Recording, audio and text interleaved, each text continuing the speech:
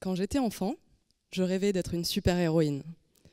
J'avais 9 ans quand j'ai vu le film Spider-Man de Sam Raimi et j'ai été profondément marquée par la citation de l'oncle Ben « Un grand pouvoir implique de grandes responsabilités ».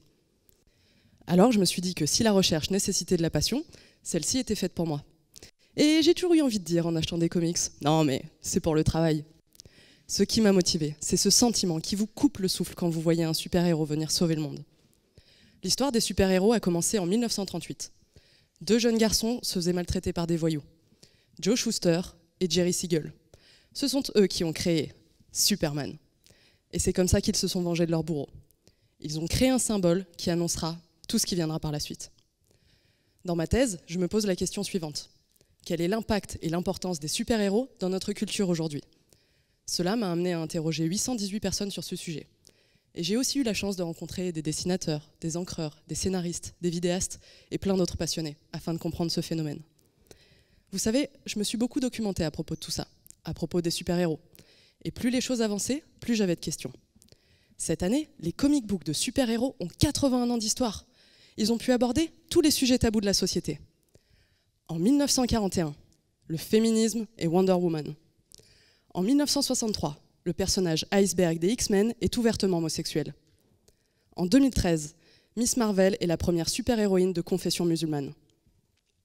Beaucoup de gens pensent que les super-héros, c'est un truc pour gamins, pour petits garçons. Vous imaginez ma tête quand on me dit ça ? Mais c'est très mal connaître le genre. Économiquement parlant, les chiffres sont édifiants. Les revenus des blockbusters américains se comptent en milliards de dollars. Et un exemplaire du premier comics de Superman a été vendu pour plus de 2 millions de dollars. Vous imaginez tout ce que vous pourriez faire avec cet argent ? Mais alors pourquoi ? Les super-héros changent la culture. Ils ont changé l'économie du petit et du grand écran, celle de l'industrie des jouets, devenue emblème totémique. Et il aura fallu des années aux comics pour être reconnus dans l'art, mais désormais, c'est chose faite. Mes recherches m'ont montré qu'on a tous au fond de nous un super-héros préféré. Un personnage qui nous a plus marqué qu'un autre, qu'on soit fan ou non. Les super-héros nous rassemblent. Ils disent quelque chose à propos de nous, à propos de la société, à propos de qui nous sommes vraiment, ce qui nous définit et nous réunit. Par exemple, vous saviez combien il y avait eu de gens cette année au Comic-Con San Diego ? 130 000 personnes. À 900 $ la place, c'est énorme. Leur implication dans la culture et la société est au-delà du divertissement. C'est quelque chose qui compte pour nous et ils ont une place prépondérante dans notre société et dans notre environnement.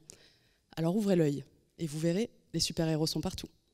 Vous voyez Batman, c'est un super-héros. Pourtant, il n'a pas de super-pouvoir.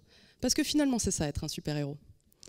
Alors, à défaut d'être moi-même une super-héroïne, c'est avec cette méthode que je vais devenir docteur des super-héros.